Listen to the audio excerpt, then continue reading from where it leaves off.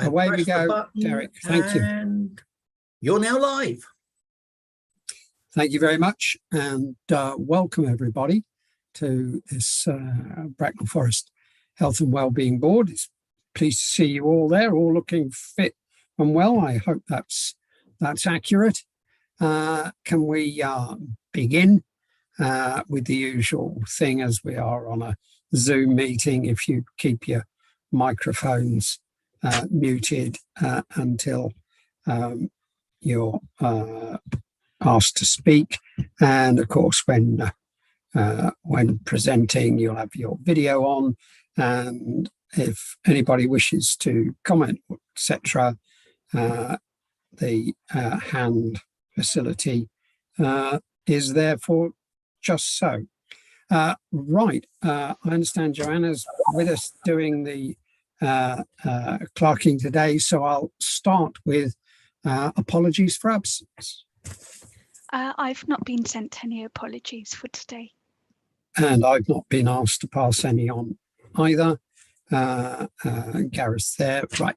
And I hand over to you, Joanna, for the first bit, don't I? Okay. So I'm just...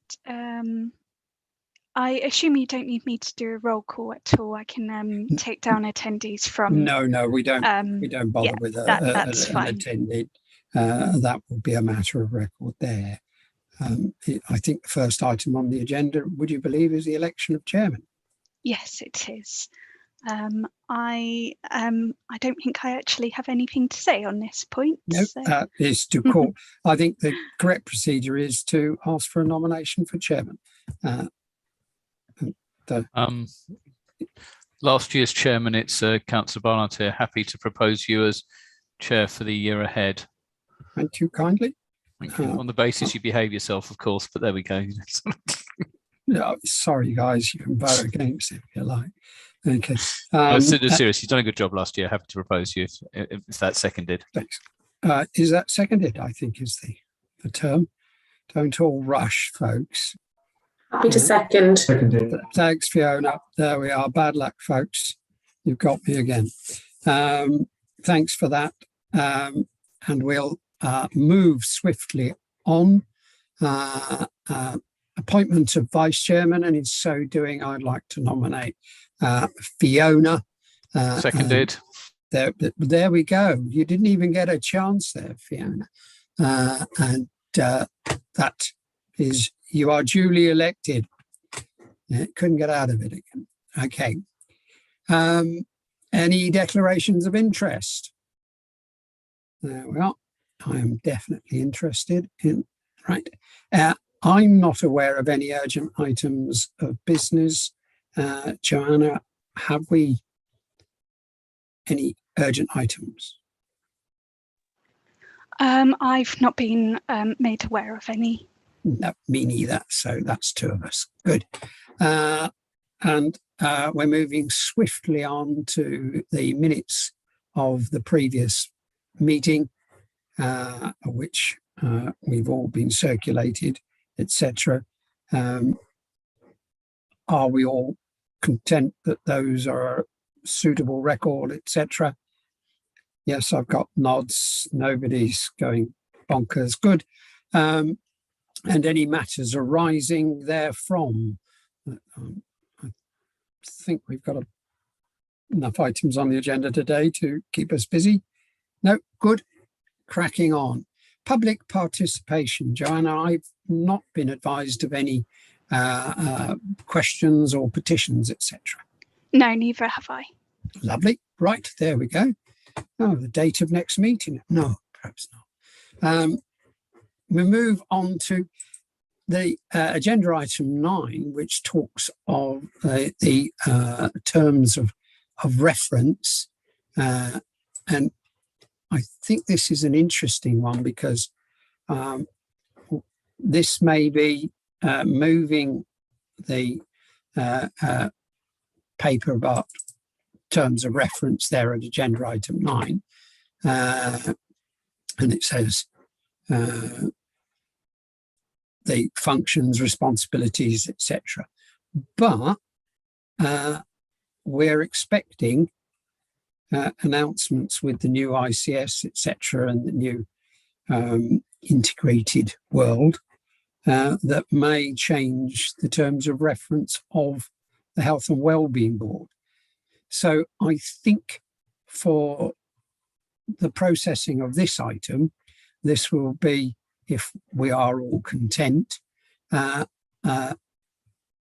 us to adopt these as presented, with the knowledge that in the near future, any of the legislative changes that may be brought in may bring a similar paper back to us with those. Does that make sense, folks? Yeah, I've got nods. Does anybody have anything on the terms of reference that they feel has either been omitted or they wish to correct? I think this has done the rounds quite extensively. Fiona. Yeah, thank you, Chair. It was only to note that I think the document still refers to Bracknell and Ascot CCG as opposed to Frimley CCG. So it's a small point, and I know they're going to be revised. It does shortly, indeed. Yeah, 3.2.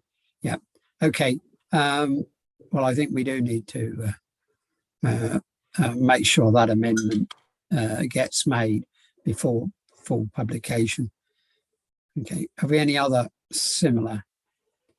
God, you get so used to seeing things as the norm, don't you? There we go.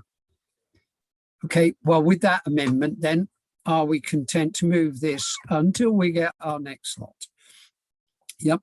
I'm saying we're all content. Nobody wanting to shout against. Good. That's onto that. Then the moment we've all been waiting for. Can I move us on to agenda item 10?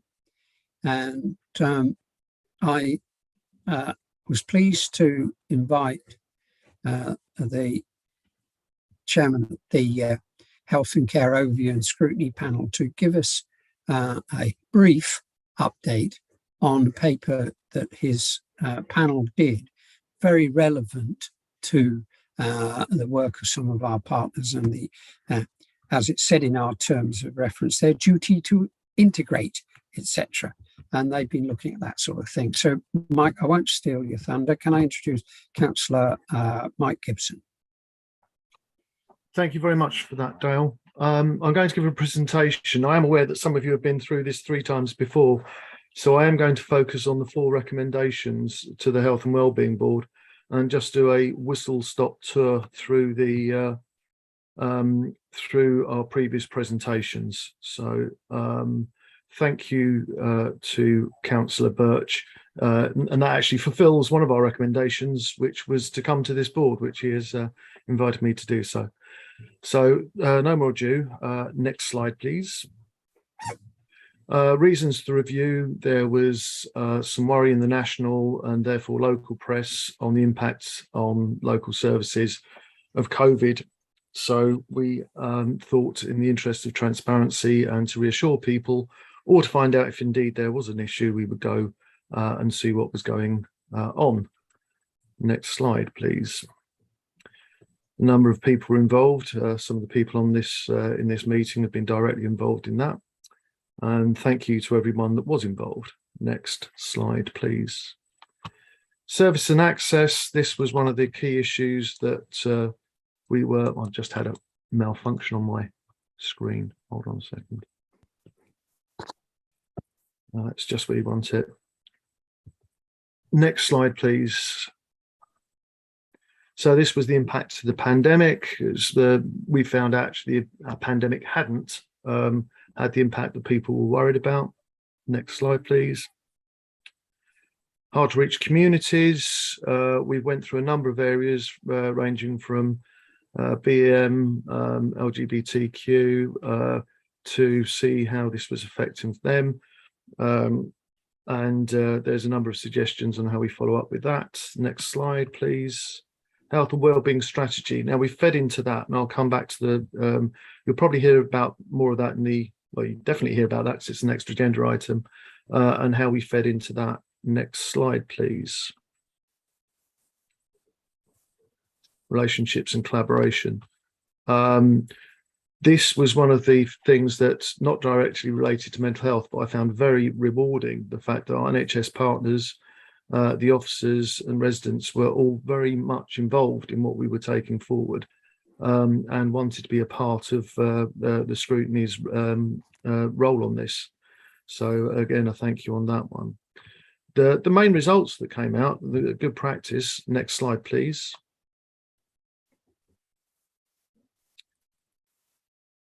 Shows that actually we were exceeding nationally set targets. And I'm very proud of this slide because, as you can see before you, and I won't read through them, on the 4 measures that we have for the period of October last year, we exceeded all of them. And I think that's something for all of us to be proud on that work together. Next slide, please. Right, so these are the 4 items that we were actually asking, which I'll take a little more time through. That the health and wellbeing consider a number of points under action to explore the document. And this was basically, I don't have to read through the entire recommendation, but it's to help people understand each service, to remove their fear of the unknown. We found out with former users that there was sometimes a fear of getting involved in what would actually be part of getting involved and referring yourself. And we found the use of people that have been through the service, who are actually ambassadors to help other people. So part of the marketing campaign would be to actually use those personal connections and those people with experience. So obviously to use outreach, emphasize the ability to self-refer. A lot of people think they have to go to someone to get referred, and we're trying to promote self-referral, that there is no right or wrong front door. And to include campaign information in counsellor inductions is one of the things that we're going to go forward. The next point, sorry, back slide, I'm going number 2 rather, flip back, thank you. I know we want to finish this quickly, but so the Health and Wellbeing Board ensures user involved and action. I mean, we're pushing an open door with this. When we've been discussing this, everybody's in favour of that recommendation. And the community map is a very important part of the recommendations that we're doing. Next slide, please. Recommendation 3. There is some finer points that we can raise with GPs and practice staff to make sure they understand each other's work. And I think it ever was so, to be honest. So again, it's a recommendation that has been approved and agreed by yourselves in draft format. And then 4, that we are going to do an event. These events have existed in the past, and this will help to do with the public and to explain the connections and explain the services. So that's a whistle stop through. If we go to the next slide, I won't be taking much more of your time. As you can see, recommendation 5 we have achieved. So scrutiny is already forcing its way through ahead, and also that's for Dale. Next slide. You see those recommendations to Frimley. Again, we work closely with what we're going to do. We should get the target dates at some point. Next slide. Any questions or comments you'd like to make? I hope I didn't take up too much of your time, but can I just thank all those that are involved. Jen Lawson, who was the main member of staff that supported us do this role, and Kirsty and her staff for the additional work there. But I think from the residents and HEMA, who was involved in some of the recommendations on how we came to the discussion on that, and of course yourselves. So I think that if you want the PowerPoint, we can provide that for you. If there's any particular issues that you want me to explain further, or we can do that offline, I'm quite happy to take any questions or comments now. If I can't answer them, I'll get back to you. But I recommend the agenda item to you. It's a full report in there, so if you've read it, a lot of what I've said will be familiar. Thank you very much. Thank you, Mike. As he did say, we have all of us, some of us, seen it once or twice. Any questions from anybody? I see no hands. There we are. So you've done such an amazing detailed job, Mike. There are no questions from the board other than to thank you, and the benefit of drawing a joint review together here. Hopefully all partners and board members will see what a key part they are also in our mental health journey. So, Mike, thank you. You're very welcome to stay for the rest of the meeting, etc. But we will understand if you do happen to have another appointment. I would like to hear Hema, actually, the next agenda item, so I will stay for that. Thank you very much. There you are. But I shall put my mute on. There you go. Your Hema, your fame and fortune precedes you. Can we then, having said that, move swiftly on to agenda item 11, which is the result of an awful lot of hard work. Hema, over to you. Thank you, Chair. Andrew, do you want to say anything before I start? Only very briefly, just to say that from a sort of a mechanics perspective, the board approved a consultation version of the health and wellbeing strategy back in December. We duly undertook the consultation, received just over 80 responses to it. And the key change to the document is really in priority 4, which was very COVID specific. And now we've tried to deal with that in a more kind of health protection perspective.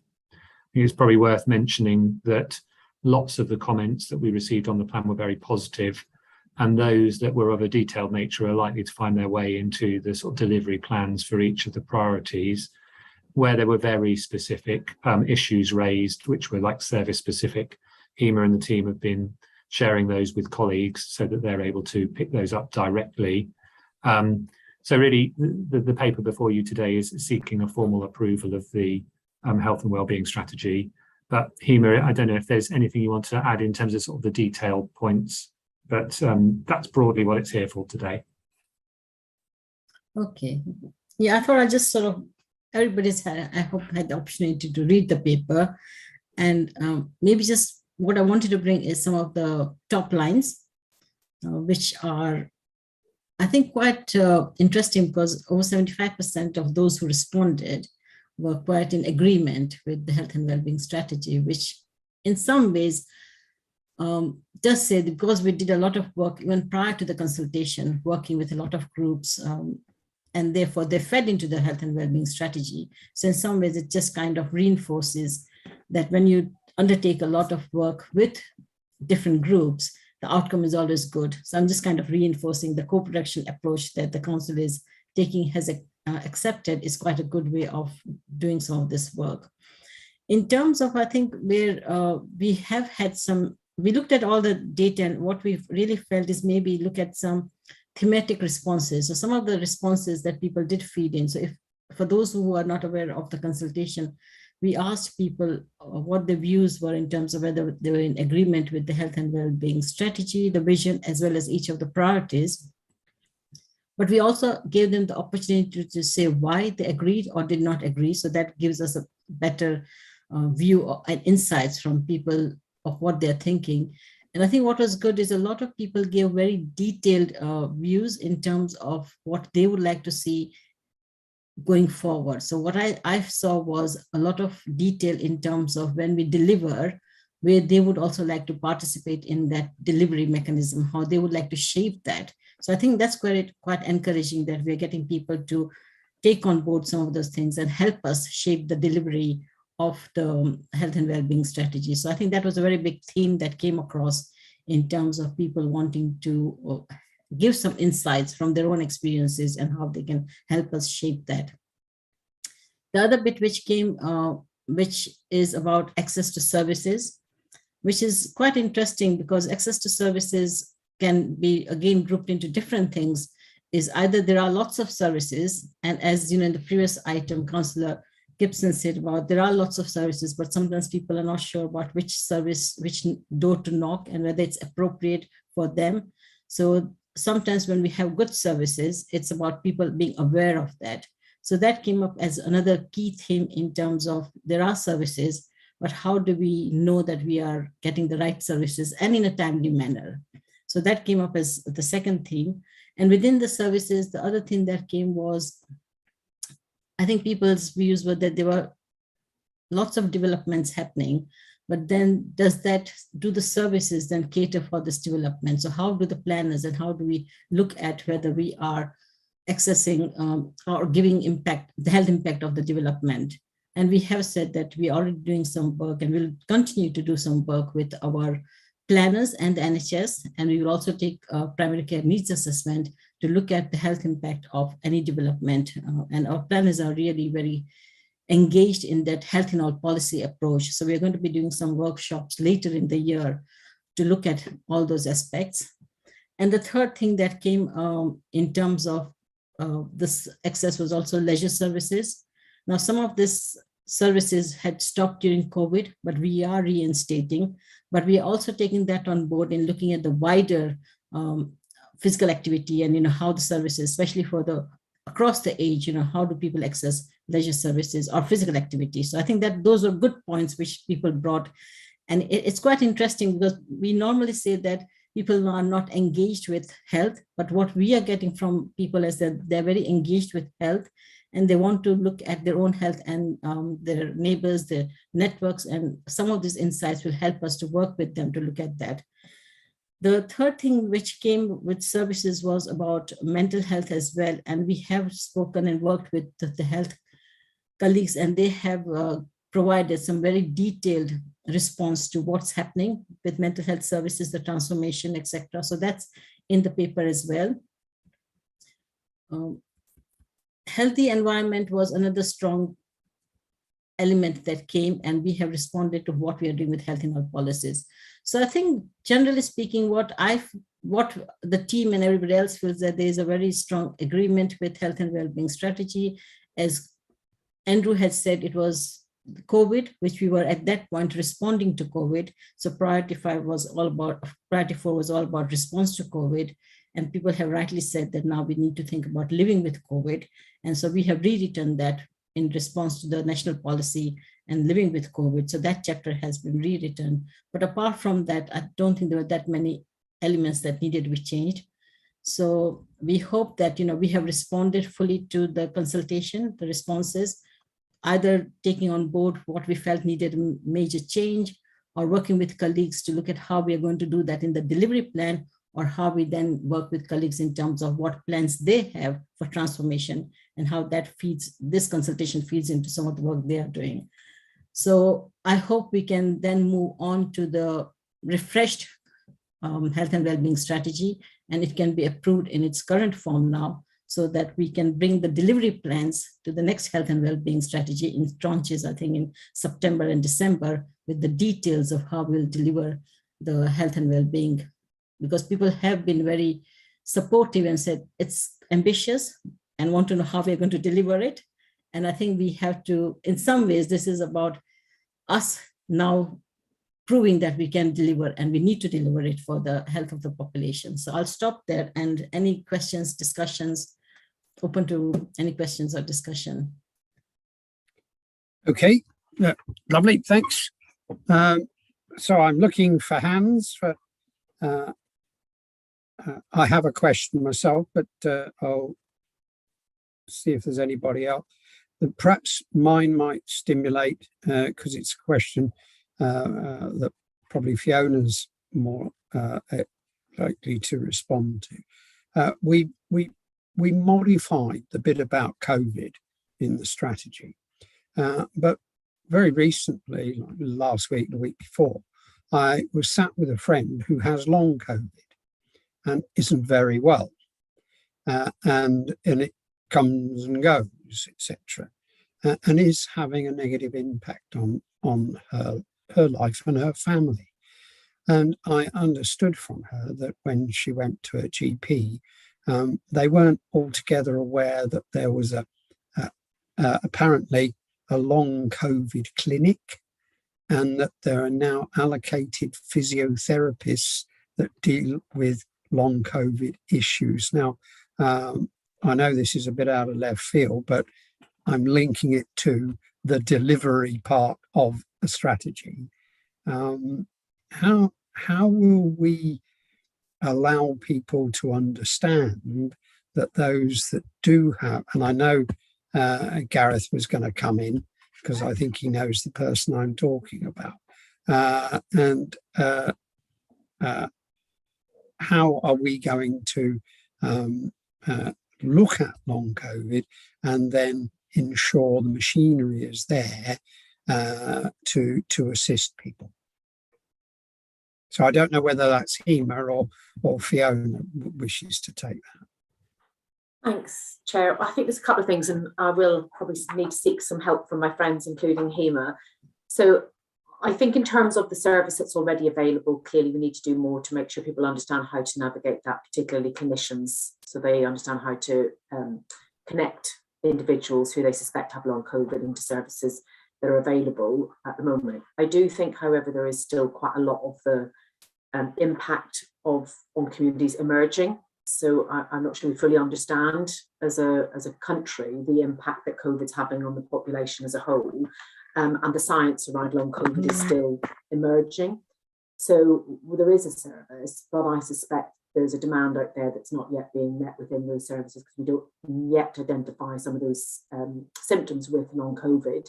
So I think that's still something we need to consider. And I'm sure Hema, from a public health perspective, will have some views on that, because I suspect public health colleagues across the country are considering how best to identify long COVID within the wider population and how best to meet those needs, because not all of that will be through medical-led services. Some of that will be through non-medical services and connecting people through to local community groups and exercise groups and all the rest of it, in a way that I think we have aspirations to do for our population more broadly.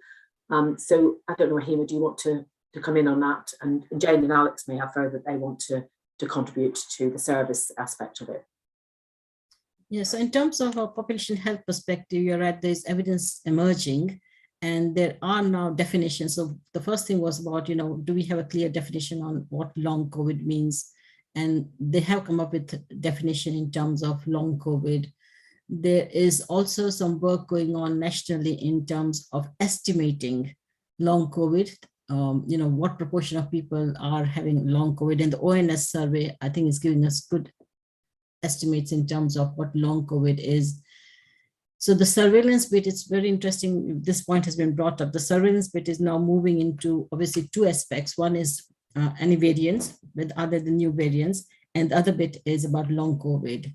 So there is work going on nationally in terms of estimating long COVID. There at Berkshire level, and especially East Berkshire level, we have been looking at how we undertake a survey or do some work regarding understanding our local long COVID numbers. And Slough has started that work as a pilot. But the other aspect, as Fiona has said, is the important bit is, are they getting the right services at the right time? Because rehabilitation is quite important, the physiotherapy aspects and everything. And I think there's a national now requirement. I think there are already national blueprints in terms of some of this. But once they have had that clinical rehabilitation, then how do we move them into the community rehabilitation? Similarly, like the exercise prescription we have for cardiac rehab, etc. So I think there is, it's a good point, Chair, that we need to consider long COVID as we understand more. And perhaps that's something which we can look at as we know more about it and fit in priority, in the delivery plan, in the aging well priority, where we have got a lot of things on exercise prescription and all of those things. So that will fit in very well with that, and we'll take that on board in the delivery plan. And I don't know whether from Jane or anybody else wanted to talk about services. I knew my comments would probably get Councillor Barnard involved. So, Gareth. Thank you. So I think this is a really big issue, and I'd like to tackle it from the emotional wellbeing, mental health bits, linking back to what Mike has said. So let's take someone who was entirely fit and healthy before COVID struck to after COVID, having an element of physical incapacity unknown in their entire life up to that point. Coming across, sadly, those which are supposed to help who actually don't recognize or understand in terms of phone or other contact how they're feeling and how they need to communicate to people in that sense, where the clinical interventions, aka potential hospital clinic referrals, get cancelled, don't get cancelled, get reinstated, don't get reinstated, on top of significant delays in trying to actually see a GP. Now, I guess that's manageable if that individual doesn't have caring responsibilities for children or others. But my concern is you're potentially you're delivering a generation of young carers, who are going to be looking after incapacitated parents. And I think the randomness with which this hits is also a challenge. And I guess in terms of the Bracknell Forest context, I'm not massively worried about what the statistical percentage is across the whole population. We can't predict what the next new variant will be, but what we don't seem to be doing at this point is effectively early on triaging and helping and supporting those people who find themselves in that position. Because I think what the problem then will be is that individuals in that situation will have emotional wellbeing, mental health issues that will go on and on. There is some suggestion that talking therapies and other things might be brought into place. But if you're at the same time physically incapacitated and nobody's actually acting on it, in a timely manner, I don't think that's going to help. Now, this is an entire new group of people who would not have expected to have to cater with and support for maybe a year, 2 years ago. And I get the sense from my understanding of this situation that everybody's overwhelmed by this. It's actually too difficult to deal with at the moment, and that because people can't enter into a spreadsheet what this means, it's just too difficult to solve. And why do I think that's important? Is because I think this is a group of residents who actually looked after themselves quite well and are looking after themselves quite well. They're actually doing everything that's asked of them. They've probably had little or no contact with healthcare services up to now, which is why there's scant or little known about it. Well, I'll finish, Chair, with this by saying, I think the thing that has struck me in all of this is the time it takes to get a face-to-face GP appointment. To secure an appointment, the person in question supporting this patient had to sit on the phone for over an hour to actually get through to make an appointment because various systems were down on more than one occasion. Just see how that plays out. And that's before we get to consider the bigger issue, which is raising this, I think, that to tackle elsewhere is actually the, continuing delays to be able to access, mental health services and things like that. So that's the background. But I think this is the biggest issue because this plays right across what we need to do, not just in the Health and Wellbeing Board, but across everywhere, because this is going to impact on a huge number of residents and families. And I just don't think there's any answer or any urgency in dealing with it. Thanks for that. I wanted to bring that up because it was an issue that was raised with me, as I say, a couple of weeks ago. And we did make, in the consultation, we did, the inference from one or two of the comments was COVID's all over. We don't need to have quite that level. Well, COVID's not all over for some people. And that was the point of me in our thinking now about our delivery and how we are going to make the world of post-COVID with COVID happen properly.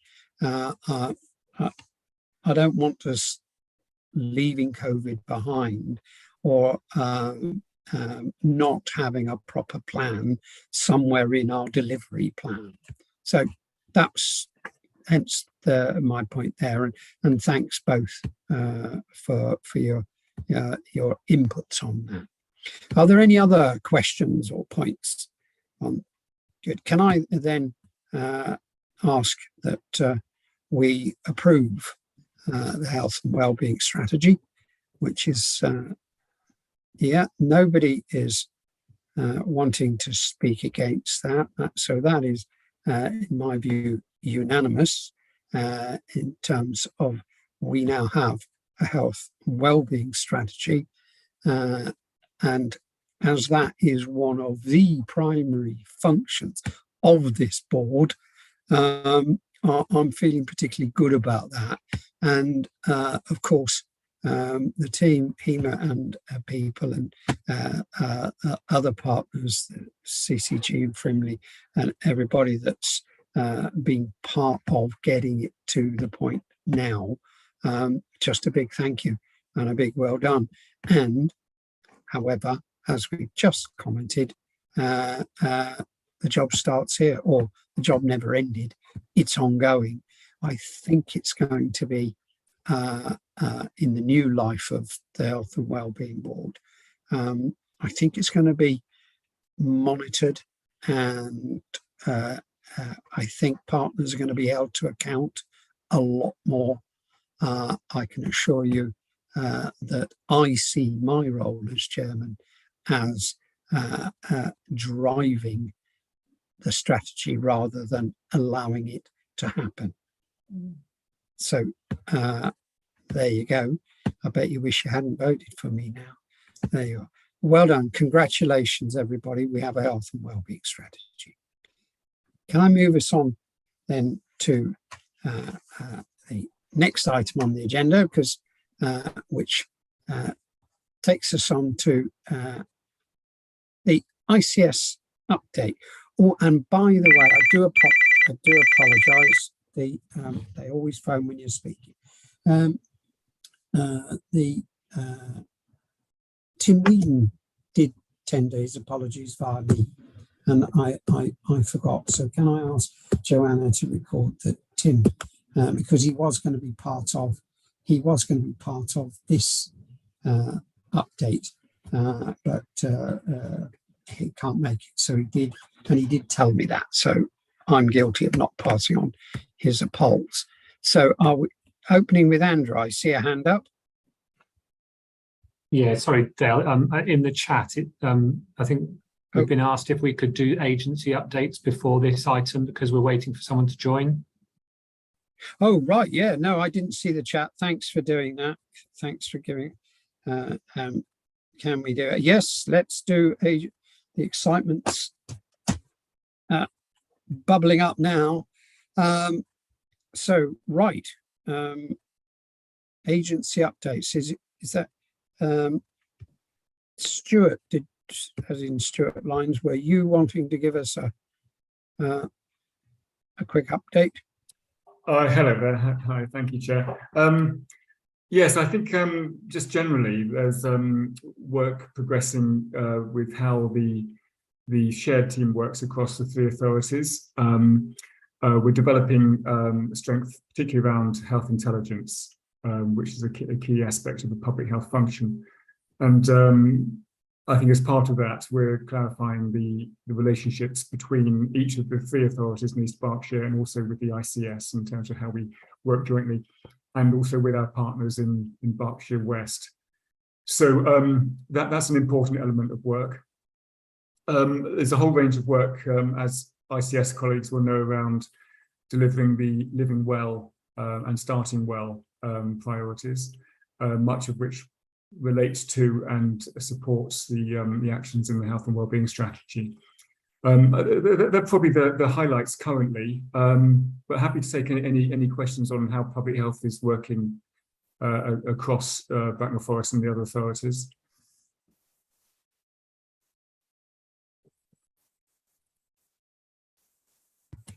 I see Gronya's hand up. Is that for a question to Stuart? Or no? Did I see Jane? Is that a question to Stuart? It is a question to Stuart. Yeah. So in the health overview and scrutiny report, there was a really welcome, I think, comment about the community map and the benefits of refreshing that. I just wondered, and I know it's not necessarily of direct interest to this board, but I just wondered if that's a model that you're going to pursue across the other areas in East Berkshire as well, because I think in Bracknell Forest has kind of led the way in that, and it's been a really, really positive way of building on the community assets and encouraging them as well as reflecting them. So that was my question. Absolutely. I think one of the key strengths in this partnership working is to learn and share. So I think if there are good examples that we can develop across the three authorities, then absolutely.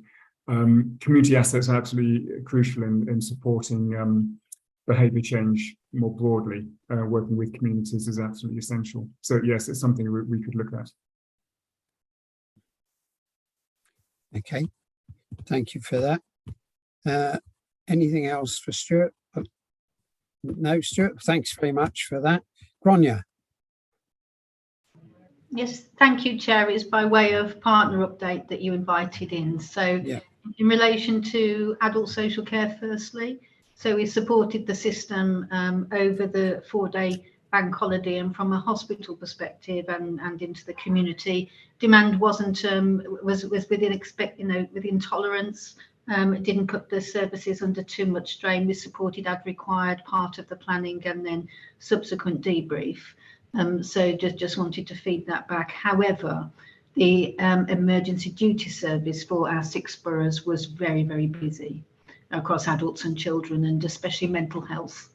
So Mental Health Act assessments. So just linking into the broader discussions on health and wellbeing strategy and the whole issue about mental health, that they're out of hours. What we are seeing increasingly is that significant increase in Mental Health Act assessments and mental health related activity out of hours. So it's just worthy of note, but I thought I'd mention that. We did prepare for the 4-day sort of services not being operating as usual over the Jubilee period, but we did have to bring in additional resources in addition to that. So it's just worthy of note, Chair. In terms of preparing for the adult social care assurance, because obviously you'll be aware that adult social care assurance process starts in some form from next April, where Care Quality Commission for the first time will be, let's call it in old money, inspecting adult social care after 13 years of not having an inspection. So work's progressing in preparing for that. We're not sure when we're going to get the actual guidance, Chair, but it's likely to be October, November. But we are preparing as best we can in the absence of guidance following those tools. So just to assure that, and it'd be helpful at the appropriate time to understand from our partners if they're aware of what the ICS reviews, so the formal inspection or assurance of integrated care systems, is going to look like, because that will interface with adult social care assurance at some point. So just putting that on your radar. In terms of children's social care for individuals, so firstly education, people will be aware that we had our joint Bracknell Forest inspection of SEND services now at the end of last year. The written statement of action that we were collectively asked to provide is being submitted today. So that was approved formally by our political executive last Wednesday. So thank you everyone for their involvement in that. And then we received our expected call yesterday morning from Ofsted. So we are now on day 2 of our Ofsted inspection with on-site visits from next week. We are the last in the South East region to have our inspection. So just to note that as people are continuing to catch up.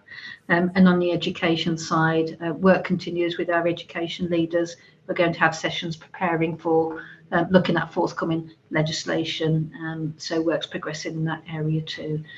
Nothing else of note to share, Chair.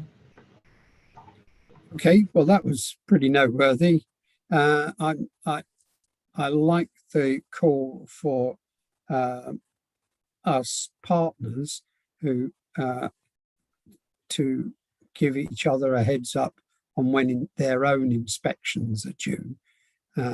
if we could develop some sort of inspection forward look, etc., so that none of us are caught by surprise, because nowadays we're very seldom inspected solely on our own. There's always a partner involved somewhere. Perhaps we ought to, I don't know what thoughts are, have a sort of a forward look over the next 12 to 18 months or whatever, as to when the various organisations are due their own. If it's just yours, etc., well, that's fine. But if we know it's going on, we know how long it can take to get a response when people are head down in an inspection. And so if we understand that you guys are knee deep in it, it can help with the rest of the system. I think we need to work something out on that. I might ask for some ideas later about that. Okay, and I owe Fiona an apology, because after I'd set the agenda setting, Fiona asked if she could do an update on the Skimpit Hill thing, and I didn't have my proper head on, because I could have said, why not fit it in the update session? But so there you go. Oh, you won. But would you like to do a quick 2-second update here, or I think you're doing the full Monty at the place, aren't you? Yes, Chair. Thank you. If you don't mind, I'll just do a quick update, just more broadly, if that's all right, and then we can cover that. So a couple of things from my perspective. One, we had our last action learning set for the population health management programme today for Bracknell, and a big thank you to Hema and colleagues who've been really engaged in supporting that work. And for colleagues who aren't aware, we've done some analysis, and we're particularly focusing on young people aged between 18 and 25, where we'd seen an increase in presentation of low-level anxiety and depression. And it feeds quite nicely, I think, into the conversation that scrutiny colleagues came and presented earlier on in the agenda in this particular focus. And there's been some fantastic collaboration between some of Gráinne's team, Hema's team, some of my team, around looking at the interventions that we might want to develop, building on a lot of the great work that's already happening in place around services, but also looking at prescribing in primary care for this particular cohort, and also engaging with young people themselves. It's something that came through loud and clear in the last inspection, is around co-production and hearing the voice of the young person in everything we do. So we're doing some really concerted work to engage with young people and really get them involvement and their voice heard in some of this work. So just wanted to update you on that. It feeds really nicely into the health and wellbeing strategy that we've just signed off in the meeting as well. So I think just wanted to make sure that we kind of, that connection was there, and we're wanting to establish population health management more broadly as our way of working in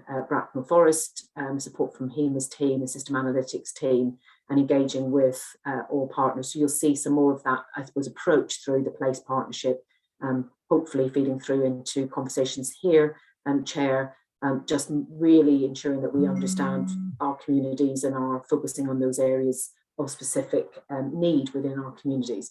So that's that piece of work. The other bit, I suppose, just to remind colleagues around Heathlands, and the Heathlands development, obviously, which opened at the end of March, beginning of April, and I think is a real success. So we've seen had some fantastic feedback, particularly, I think, from residents in both parts of the unit, both the dementia end and also the intermediate care service. The last conversation I had with the clinical colleagues who were working in there was the length of stay on that unit is about 8 days, which is absolutely phenomenal when we compare that with maybe lengths of stay on some of other similar type units across the country. So we're doing some fantastic work, and that's a real partnership across health and care, and all health partners involved in that. So colleagues from BHFT, FHFT, GP practices, the intermediate care teams, etc. You know, everybody working together to focus on individual patients and making sure people receive the care they need in the most appropriate way. And we're linking that also through to the 2R community response, which Alex's team is leading on within Bracknell Forest. And again, we're hearing some fantastic feedback from GP colleagues, from other professionals, and from families about how responsive that service is to ensuring that we're able to keep people safe and in their own homes or in the community rather than having to go to hospital. So I think just not to underestimate how valuable an offer this is for our own communities.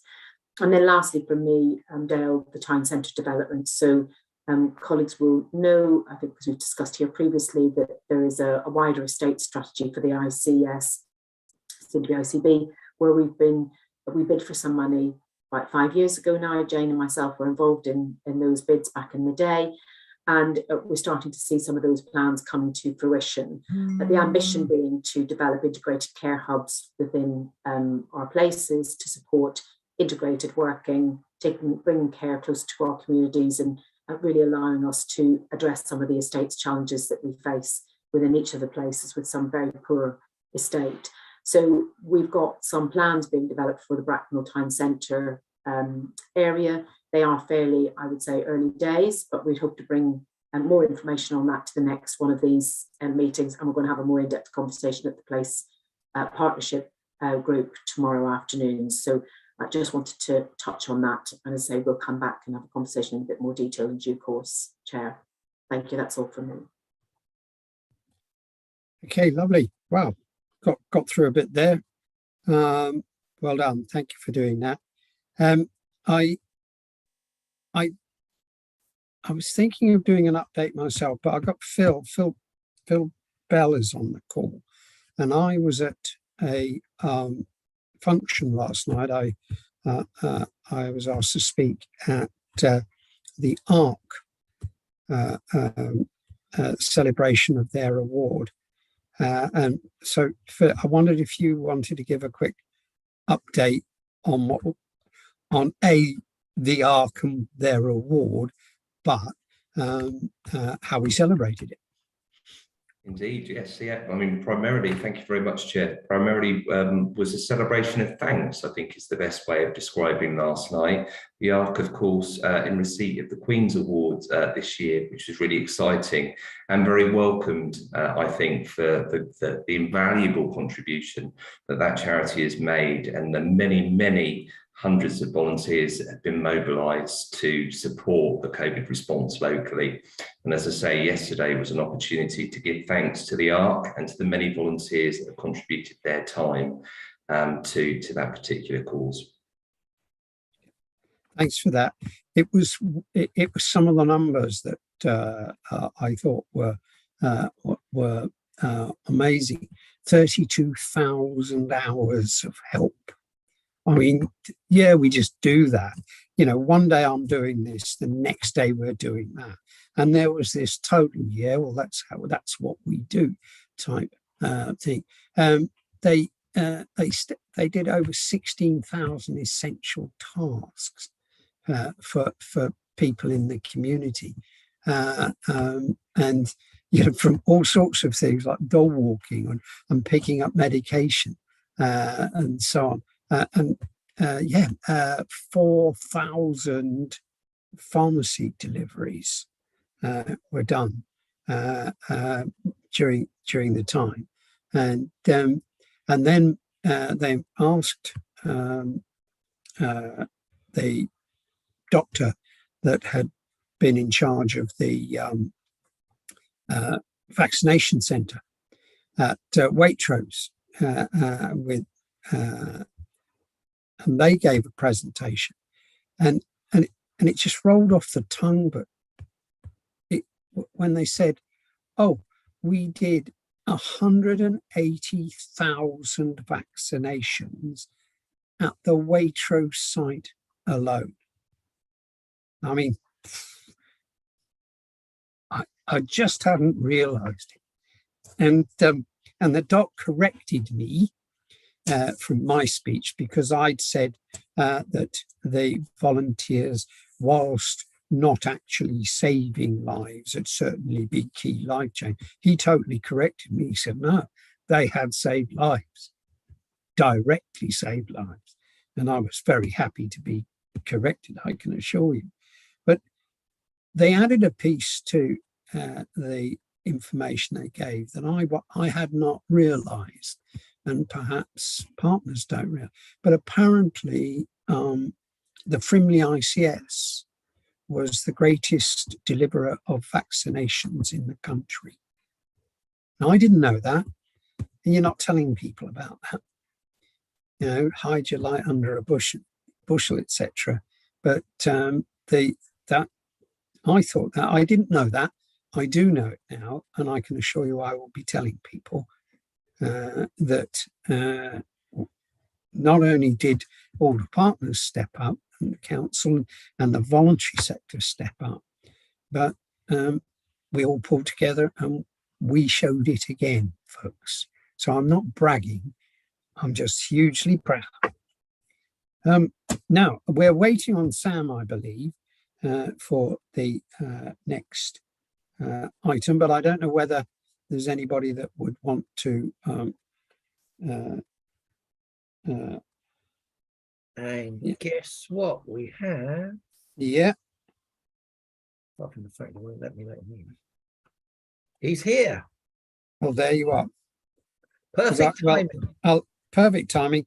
Just before he gets there, the one thing I'd forgotten to tell everybody, you probably all know, we opened Heathlands, and the Duke of Gloucester came, and he was an absolute gem. What a superstar he was. He identified with all the residents and the staff, and then told us about his 102-year-old mum who'd had issues, and no, it was lovely.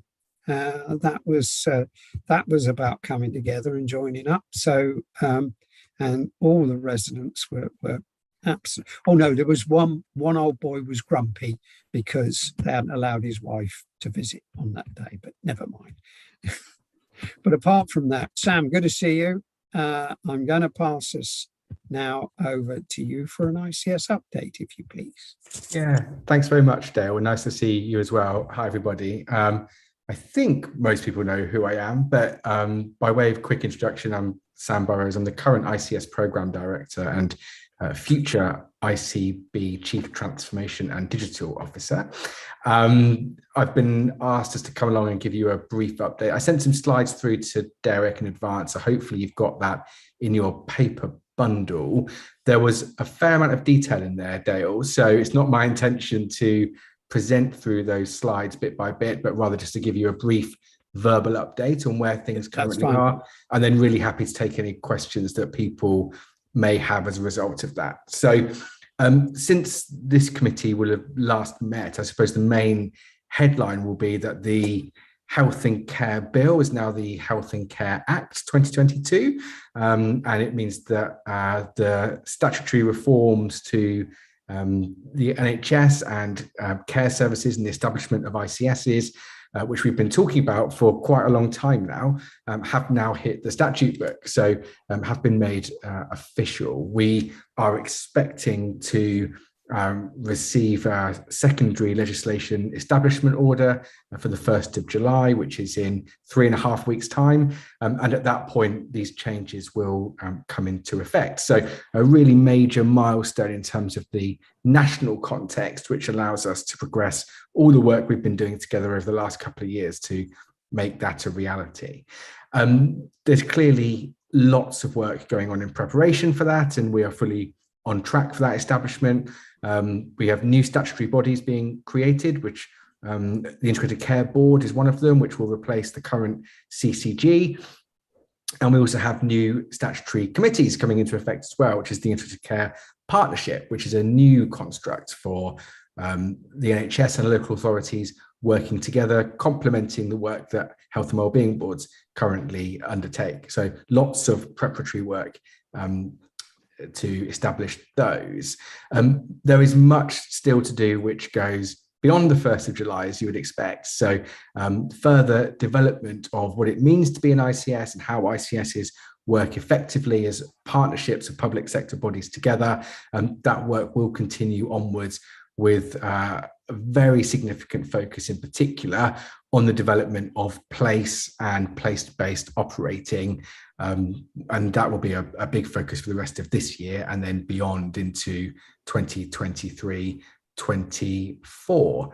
I will just also give a quick nod to the integration white paper, which was also published not very long ago, which sets out a number of new concepts around how places can work effectively together as both parts of systems, but also as part of smaller neighborhoods as well. And if you haven't seen the white paper on integration, I would really recommend anyone on this committee to go and take a look at it. It provides a large number of new initiatives and new ideas around creating new accountability for shared outcomes and priorities, new ways of managing monies between different statutory bodies, and some new ideas around how we use our digital infrastructure and our workforce as well. So would highly recommend you taking a look at that.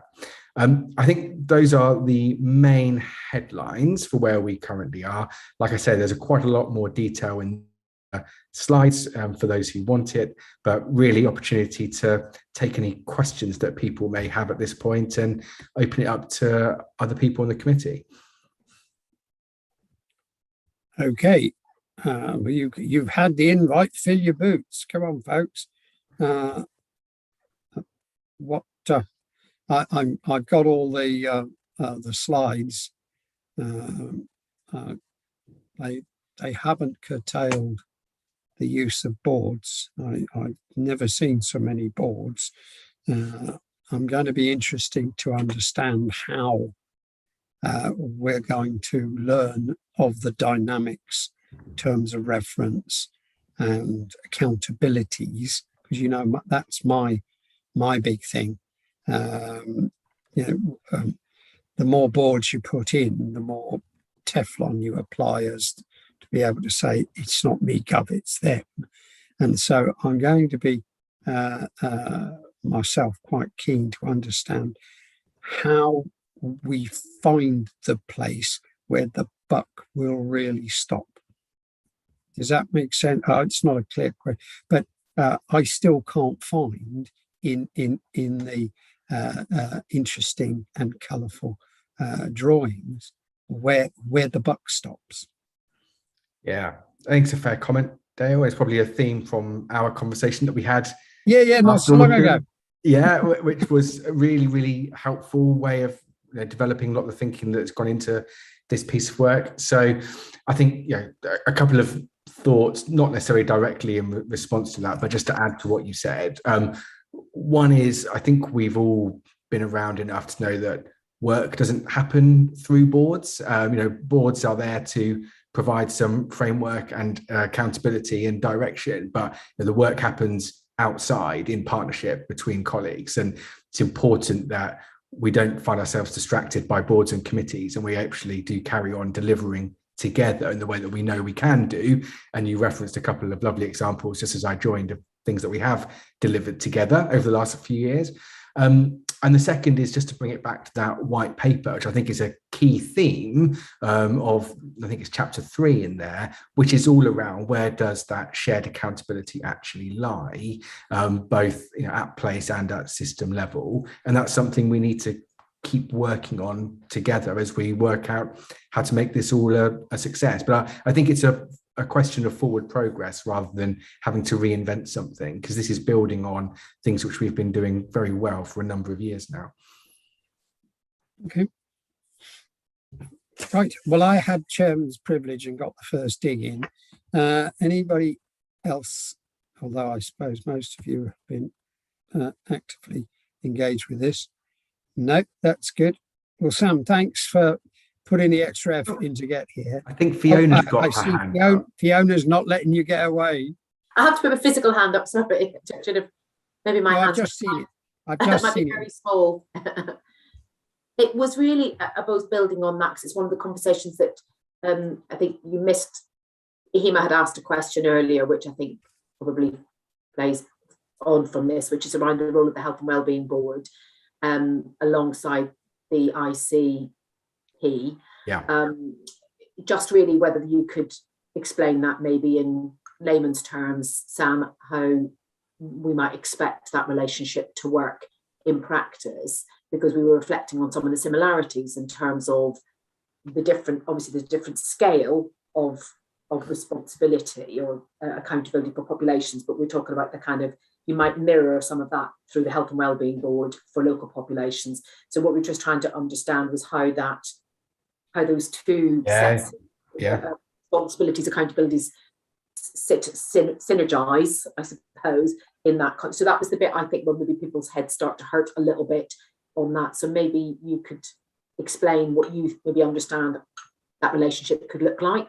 Ideally. Yeah, it's a great question. And Hema, we've touched on this, haven't we, previously in some of our public health conversations, which just shows you that it's complex and not necessarily something which is simple and jumps off the page. I think in broad policy terms, what's really interesting is that a strong role for health and wellbeing boards is clearly envisaged by the structures that we've ended up designing nationally around this space. So the government has had two opportunities essentially to change or remove health and wellbeing boards from the current operating structure. It could have done so through this legislative reform. It could have done so through the integration white paper. It has very purposefully and actively chosen not to, which signals, I think, to all of us that health and wellbeing boards have got an important role in the future of how we plan and develop and strategize health and care for our population together. For some systems, like the Frimley system, that is more complex than others because we've got 5 health and wellbeing boards across the Frimley system. There are other ICSs where they only have 1, which brings you to the ICP, and therefore, how do you make that actually work? For me, it underlines the importance of the ICP not trying to substitute some of the roles and responsibilities of what health and wellbeing boards currently deliver and can currently deliver well. It therefore needs to be around what is the value add of the ICP on top of what the health and wellbeing boards already deliver for local populations. So the big opportunity here is to have an ICP which is developing that strategy for the Frimley ICS as a whole, both taking account of what is being done at health and wellbeing board or place level for our populations, and then bringing in the synergy of what bringing those 5 together can do to develop things which you can only do at a larger scale by bringing your expertise and bringing your local place-based characteristics into the conversation. So I think that's the theory, Fiona and Hema, and that's what we'll be trying to achieve. In practice, there will be a fair amount of learning as we develop, I suspect, because this is new and it's going to require some degree of testing as we go. But it's also quite exciting, I think, in many ways too. There you go. Your idea of excitement and mine may differ. Jane, I can see your hand. Yeah, I just wanted to kind of add to that really, because once again, Sam wasn't here, but we had a really nice example when Hema and others talked about the brilliant work they'd done to develop the latest health and wellbeing strategy, that it's actually framed with the system ambitions at the top of the document. So I think we've already demonstrated how well we can do exactly what you've just described, Sam, that it's kind of it's almost like a game of ping pong, which is exciting, Dale, let's face it, that you kind of have that that whole system perspective and the local elements that work really well together, because the local partnership has got that closeness to the communities that the whole ICP can never have. But both are trying to understand the same sort of dynamics. So that was one thing I was going to say. And then the other thing I was going to comment on is, I think for us, the fact that we've got a more diverse health and wellbeing board structure is actually easier to make work in some ways than systems that have got just a one-on-one mapping. Because the fact that you have to have a health and wellbeing board and an integrated care partnership in those other systems looks really duplicative in the way that it doesn't for us. That's what my thoughts are.